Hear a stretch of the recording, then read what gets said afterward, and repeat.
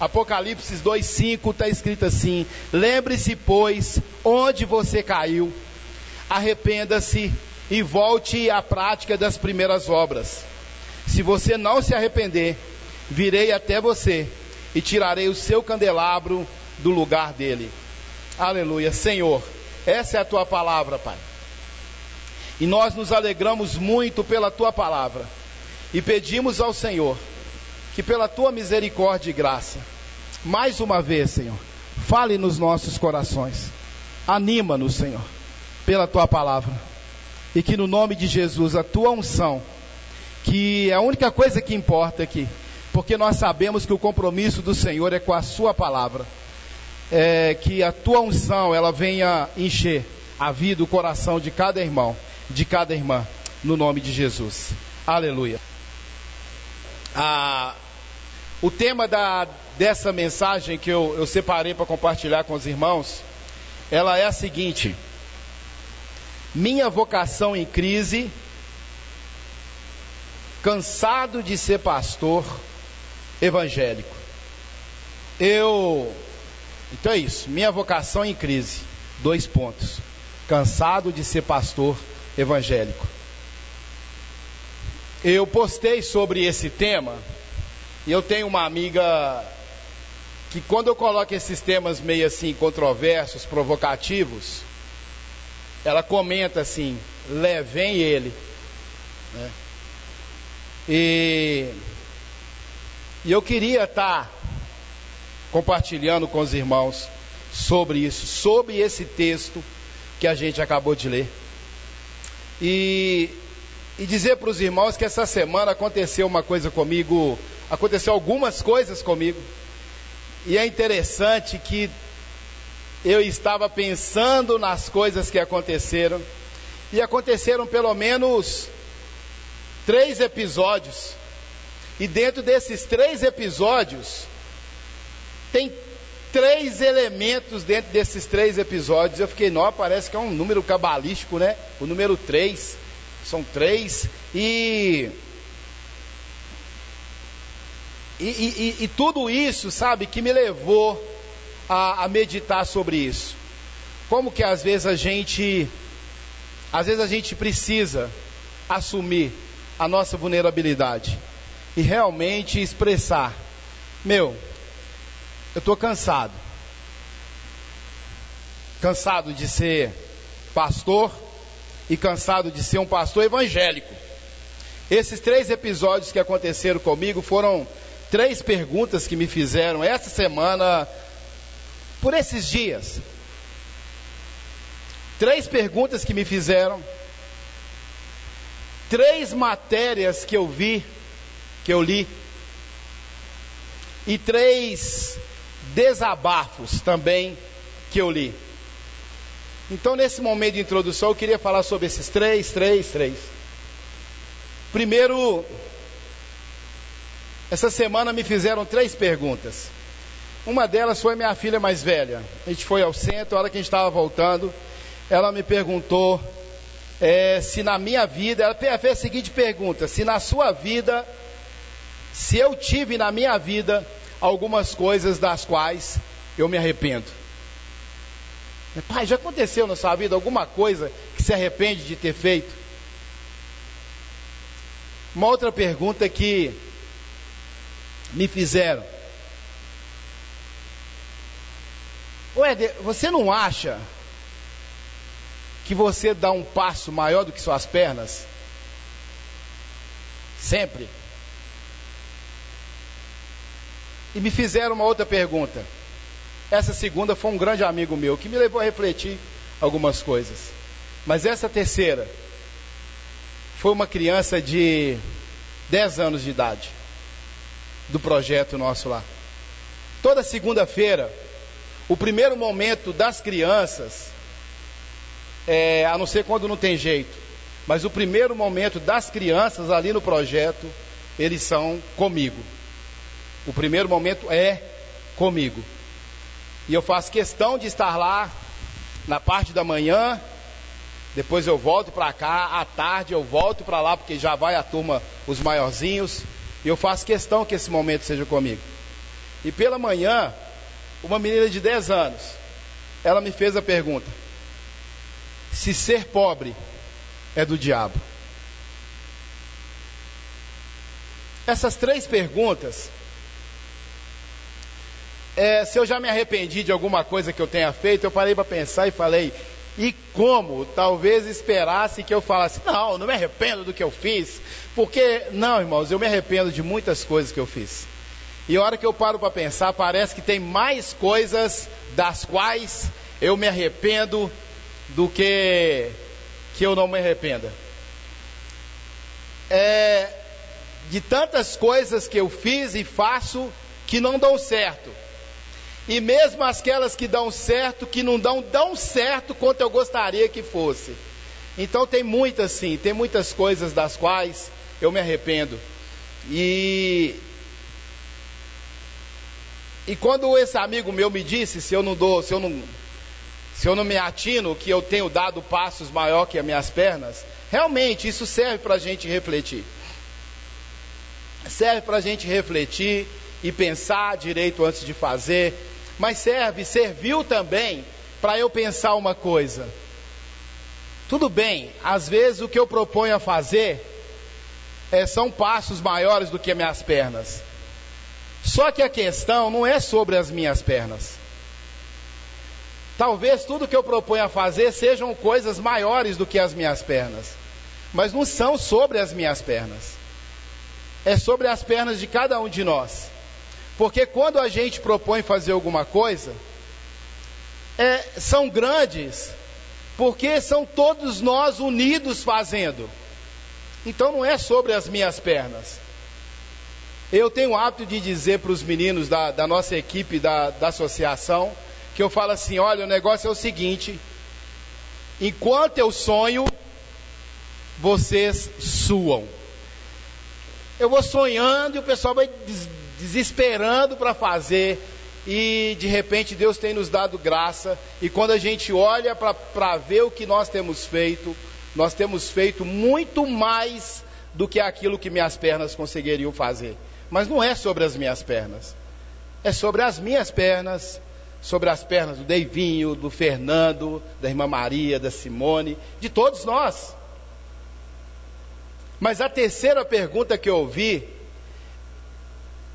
ela me colocou para chorar.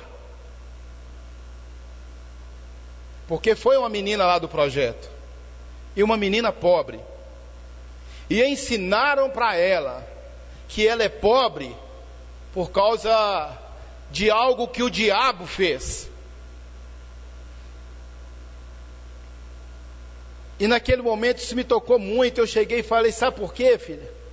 É muito fácil para um menino da sua idade, que é rico, que o pai dele foi rico, mas o pai dele foi rico porque o avô dele era rico. E esse menino está aqui e não fez nada para ser rico. É muito fácil ele virar para você e falar que ser pobre é coisa do diabo. E aí eu me vejo numa situação complexa, porque se você vir aqui, você vai ver que eu tenho 2 alianças, uma com a minha esposa, e outra eu coloquei aqui numa celebração que nós tivemos.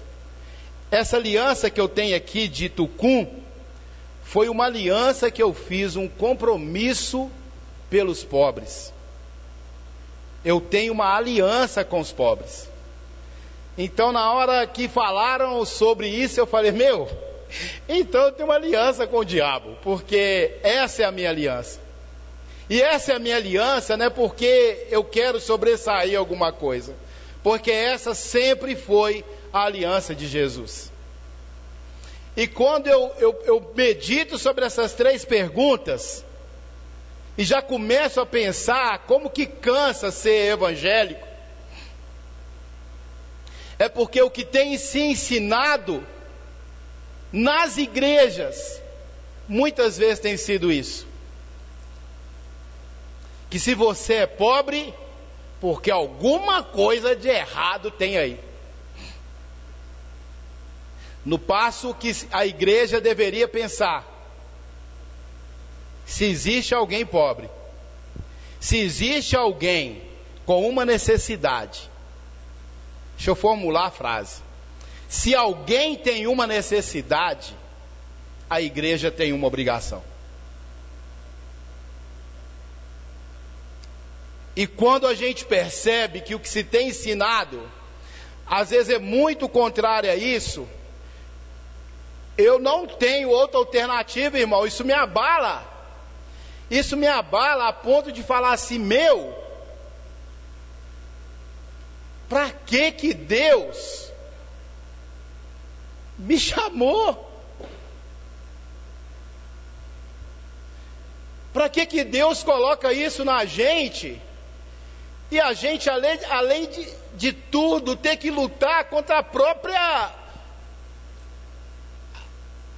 o próprio caminho para o qual a igreja está indo. Essas foram as 3 perguntas. E aí eu falo também sobre 3 matérias que eu assisti. Eu acho que foi todas essa semana, mas foram, não tem 10 dias que isso aconteceu. Eu vi uma matéria onde um pastor estava negociando propina com um ministro, que também é pastor. Eu vi uma outra matéria em Goiânia, de um pastor que vendeu a igreja, o prédio, os irmãos, para um outro pastor, que se fosse uma fazenda, a gente diria, ele vendeu a fazenda de porteira fechada. Irmão, vocês estão entendendo o que eu estou falando? O pastor, ele foi e negociou as igrejas, o prédio da igreja, com os irmãos, tudo, para um outro pastor. E vi uma outra matéria de uma jovem que saiu para evangelizar, para pregar a palavra, e acabou adulterando com um rapaz em situação de rua. E a matéria coloca lá uma pastora.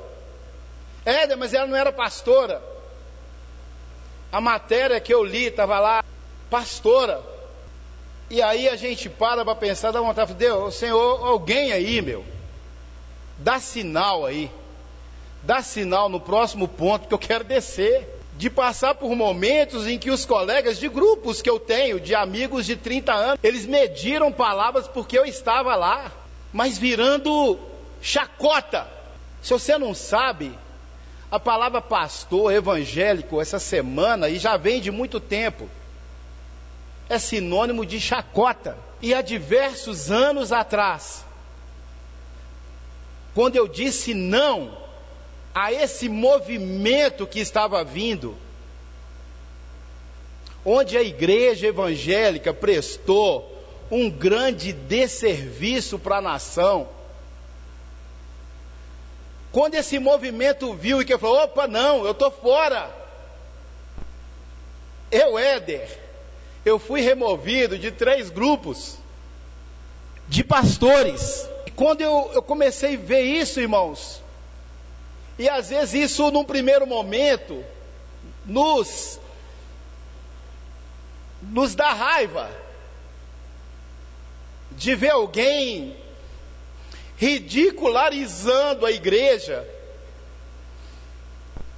por causa de atitudes de homens e mulheres. Essa semana também eu li alguns desabafos que alguns pastores fizeram. Só que eles fizeram, não foi agora. Eu vou até passar aqui, se você quiser depois ouvir. Esses desabafos foram feitos há pelo menos 9 anos atrás. Porque a postagem que eu ouvi é de 2013. Eu vi um desabafo do pastor Ariovaldo Ramos, dizendo o seguinte, o tema dessa crônica dele: não quero mais ser evangélico. E não é no sentido de falar agora eu mudei de religião. É de dizer o seguinte: se evangélico é ser isso, eu não quero mais ser evangélico. Eu li um desabafo do pastor Ricardo Gondim, dizendo: eu estou cansado na mesma linha. E li um desabafo do reverendo Caio Fábio dizendo: está insuportável o que a igreja tem feito, a maneira a qual a igreja tem se apresentado para o mundo. Eu sei, irmãos, eu sei que muitas portas se fecharão, ou se não fechar, elas vão demorar a abrir. Eu sei que quando amanhã eu tenho diversos contatos para fazer, com empresários, com políticos, porque existem algumas liberações que a gente precisa, que é feita lá na Câmara Municipal. Eu sei que vão acontecer isso, e que tem portas que elas não vão abrir, e se abrir vão demorar a abrir, por causa desse PR que eu carrego comigo. E eu vou dar um exemplo, irmãos, inquestionável aqui para a gente. Há um tempo atrás, nós montávamos as cestas aqui para distribuir. E eu chegava em diversas pessoas, falava: nós estamos montando cesta lá da igreja. O Fernando é prova disso. Quando a gente conseguia formar 4 cestas, era muita coisa.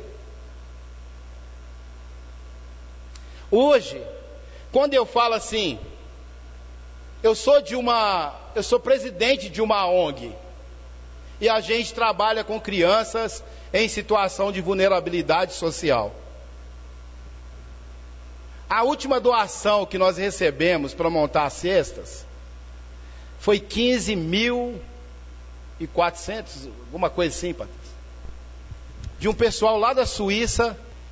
Isso, irmãos, leva a gente a crer que se não der uma revolta em mim, em você, de ser evangélico, sabe, a gente precisa rever aquilo que a gente chama de ser crente, meu. A gente precisa rever o que a gente chama de ser cristão, porque parece que todas essas palavras que a gente procura, está tudo contaminado. Se eu falo, eu sou evangélico, você é evangélico. Se eu falo, eu sou pastor, se eu falo, eu sou cristão.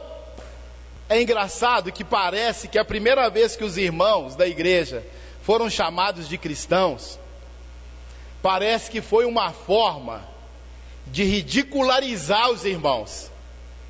Salvo engano, foi em Antioquia. E o pessoal fugindo de um lado para o outro, porque o pessoal estava querendo matar. E o texto fala: olha aí, pela primeira vez, eles foram chamados de cristão. Dá uma impressão que é uma forma de xingar, assim, seu cristão. Só que há um tempo atrás, esse sofrimento era porque você carregava as marcas de Cristo em você. Hoje é difícil a gente falar isso, porque está tudo contaminado com roubo, com falcatrua, com imoralidade. E aí a gente precisa pensar, meu irmão, minha irmã, e se não gerar isso em nós, está errado. Foi por isso que eu coloquei: eu cansei, irmãos, de ser pastor, cansei de ser evangélico. E aí eu volto para o texto. Lembre-se, pois, onde você caiu, arrependa-se e volta às práticas das primeiras obras.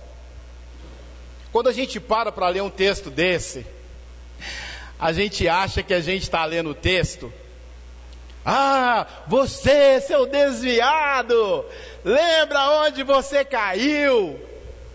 Esse texto cabe direitinho para um desviado. Mas quando a gente abre a palavra em Apocalipse capítulo 5, a gente vai ver uma coisa: foi uma profecia para a igreja de Éfeso. É aqui, Deus está falando, é para a igreja. O meu irmão, ou minha irmã, Deus está falando isso é para você. Deus está falando isso para mim. E aqui nesse texto, tem 3 coisas que a gente precisa fazer.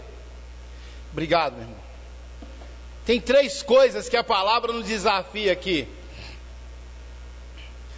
Porque se isso, irmãos, está ficando normal, se você está abrindo essas páginas, se você está lendo essas matérias, e isso não está te incomodando, se você não tem se sentido ridicularizado por causa disso, se não te ofende uma criança de 10 anos te questionar se ser pobre é do diabo, e se você não faz nada para isso, e aí, irmãos, essa palavra é para mim, essa palavra é para você. A primeira coisa que o texto manda a gente fazer é lembrar. Lembra de onde você caiu. Alguma coisa não está normal aqui. Alguma coisa não está certo. Portanto, lembra onde você caiu. Vamos lembrar onde que a igreja caiu. Onde que alianças que não deveriam ser feitas, foram feitas. Lembra onde você caiu. Esse é o primeiro verbo que nos provoca aqui nessa noite. A segunda ordem que Deus está dando para a igreja, irmãos, é para a igreja. Se você quiser usar esse texto para pregar para o desviado, você pode até usar, mas tenha na sua mente que isso aqui foi dito para a igreja. Lembra onde você caiu. Arrependa-se. A palavra arrepender, a gente falou até um dia desse aqui, que é metanoia, que é mudança de mente. Arrependimento pode ser explicado também por mudança de atitude interior. Mudança de atitude. Você sabe o que é atitude? O que é atitude? Às vezes a gente acha atitude é ação. A atitude não é a ação em si. A atitude é a predisposição para a ação. O texto diz para a gente: lembra onde caíste. Arrependa-se, mude a sua predisposição para a ação. E aí vem a terceira coisa, aí é ação. E volta à prática das primeiras obras. O Senhor hoje ele nos desafia. Primeiro, lembra onde caímos. Vamos como igreja, irmãos, lembrar onde nós caímos. O que Deus quer de mim? O que Deus quer de você? Nós temos o hábito muito clássico de querer enfeitar o pavão. A gente tem o hábito muito clássico de querer coisas que a palavra não diz, a gente quer colocar. E o pior, coisas que a palavra diz, a gente tira. Não cabe a mim, não cabe a você. A ordem já está dada. E o propósito de Deus para a minha vida, para a sua vida, é que nós sejamos, a cada dia, mais parecidos com Jesus. O propósito eterno de Deus é de ter uma família de muitos filhos, semelhantes a Jesus, para a glória de Deus Pai. Então lembra onde caíste. Lembra onde que a igreja deixou de ser semelhante a Jesus. Irmãos, é muito complexo. Eu recebi um post, talvez você tenha recebido também. Eu recebi um post essa semana que um colega meu me mandou assim: Éder, é engraçado que o kit gay que tanto ameaçava a igreja não chegou em nenhuma escola, nunca foi visto em nenhuma escola. Mas o áudio de pastor pedindo propina para pastor tem. Lembre, irmãos, a igreja onde caíste, porque isso em maior ou menor proporção, isso reflete em nós. E até quando nós não temos cooperado com isso? Lembra onde caíste, arrependa-se, mude a sua predisposição para a ação e volta às práticas das primeiras obras. Voltar às práticas das primeiras obras irmãos, esses dias Deus ele falou algo comigo assim que me tocou tanto, que até para, deixa eu ver como é que eu vou expressar aqui, até para a gente cooperar com o próximo, nós erramos. Porque nós cooperamos com o próximo quando eu sou desafiado a ajudar, ou com meu tempo, ou com o dinheiro, para que algo seja feito por aquelas 50 crianças lá na Vila Aeroporto. Eu coopero na medida das minhas condições. Eu estou dizendo que pegou pancada em mim, e é isso. Ele falou: o certo seríamos nós cooperar na medida da necessidade deles. Nós cooperamos na medida das nossas condições e ainda assim somos muito generosos conosco mesmos.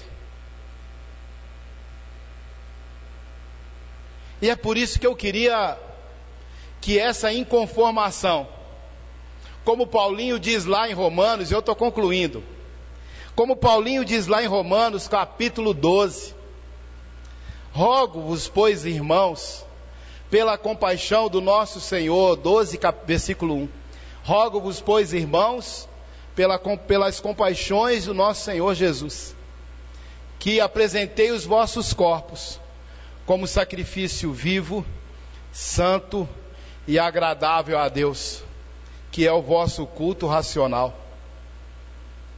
E aí vem a revolta: e não vos conformeis com este mundo.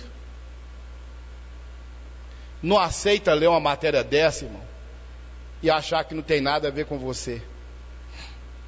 Não aceita ver isso que eu estou falando aqui e continuar cantando um corinho que eu achava ele lindo: caminhando eu vou para Canaã, glória a Deus, eu estou indo. E a gente era tão sádico nesse corinho que a gente falava assim: se meu pai não vai, não impeça a mim. Se minha mãe não vai, não impeça. E se você não vai, não impeça a mim. Glória a Deus, eu estou indo para Canaã. Nós precisamos inconformar com isso. E não vos conformeis com esse mundo, mas transformai-vos pela renovação da vossa mente, para que experimenteis a boa, agradável e perfeita vontade de Deus. E concluindo, eu digo: eu cansei de ser pastor evangélico. Eu quero ser... Eu estava observando isso. Se você olhar no meu Instagram, já há muito tempo, tem muito tempo que eu coloquei na minha bio. Alguém sabe quem está na bio do meu Instagram? Discípulo do Jesus de Nazaré. Eu quero ser discípulo do filho do carpinteiro, que nasceu numa manjedoura. O homem simples, lá de Nazaré. E que ao invés de ter a sua entrada triunfal no rompante, ele entrou montado num jegue. Eu fico imaginando Jesus, talvez patolão, assim, montado no jegue, quase o pé dele encostando no chão. É esse o Jesus. Sabe, que Deus coloque também em você, meu irmão, minha irmã, essa inconformação, esse desânimo de ser chamado de evangélico. Mas não é o desânimo que vai te fazer prostrar e que vai te fazer retrair. É essa inconformação que vai te levar a pensar o seguinte: eu vou mudar isso.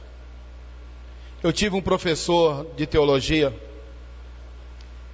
na verdade ele era professor de psicologia, eu lembro dele muito, um dos professores que mais me marcaram, Luiz Flávio, porque ele virava para a gente, há mais de 20 anos atrás, e falava assim: vocês estão aqui falando que vai mudar o mundo, falando que vai cuidar dos pobres, não sei o quê. Ele falava assim com a gente. Ele falou: daqui uns anos vocês estão formados, e todos esses pastores que vocês estão criticando, vocês vão estar iguaizinhos a eles. E eu virava na sala de aula e falava assim: professor, eu não. Eu falei: que você é? Você vai ser um dos primeiros. Ô, irmãos, toda vez, sabe, que eu sou provocado assim a desistir, quantas vezes eu quis desistir. E de vez em quando rola isso ainda. Eu escuto a voz do Luiz Flávio falando comigo assim: que isso, Éder? Você vai ser o primeiro. E eu repito para mim mesmo e falo assim: eu não. E eu queria que você também dissesse isso para você: eu não. A Bíblia fala que o escândalo ia vir, mas ai daquele pelo qual vier o escândalo.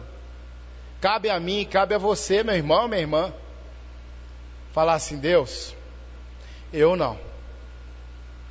E que você também se junte a esse pastor em crise e se sinta também um inconformado, um desanimado com isso que tem se proposto aí, que tem se apelidado de evangelho.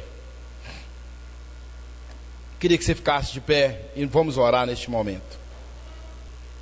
Senhor Deus, neste momento, Pai,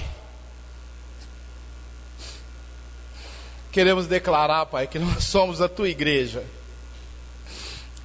Nós somos a Sua igreja, Pai, essa igreja que tem sofrido, que tem sido vilipendiada, que tem sido objeto, Pai, de chacota. A igreja, Pai, que tem sido ridicularizada. Nós queremos dizer, Pai, e alinhar a nossa motivação, alinhar a nossa oração com o texto da palavra que diz: lembra onde caíste. E neste momento nós queremos lembrar onde nós temos caído, Pai. Nós temos caído, Pai, quando nós deixamos de observar o Senhor, quando nós deixamos de observar o Seu caráter, o Seu serviço, aquilo que o Senhor era, aquilo que o Senhor fazia, e temos tirado os olhos do Senhor e colocado os olhos em qualquer outro lugar, Pai. No nome de Jesus, neste momento nós lembramos isso, Pai, e nos arrependemos, Pai. Nós nos arrependemos de alguma forma termos cooperado com isso, Pai. E nós voltamos, numa atitude de coração, nós voltamos às práticas das primeiras obras. Nós voltamos às práticas, Senhor, das primeiras obras. E nós sabemos que para nós, Pai, isso não é nem difícil, é impossível. Mas é exatamente por isso que nós clamamos pelo Espírito Santo do Senhor, que nos capacite, que nos habilite a viver uma vida que agrada ao Senhor, a viver uma vida que exalta e agradece o Teu santo nome, Pai. E que essa crise, Pai, que hoje nós nos encontramos, que ela sirva como uma mola propulsora, Pai, para a gente avançar, Pai. E mesmo tendo que lutar dentro da própria igreja do Senhor, mesmo tendo que fazer pressão dentro da própria igreja, nós declaramos a Tua palavra que diz que as portas do inferno não prevalecerão contra a igreja.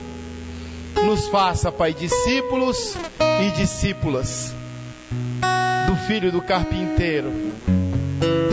Nos faça discípulos, discípulas do filho da irmã Maria, daquele homem simples de Nazaré, que nasceu numa manjedoura, Pai. Ensina-nos a viver por isso, Pai. Ensina-nos, Senhor, no nome de Jesus. Aleluias.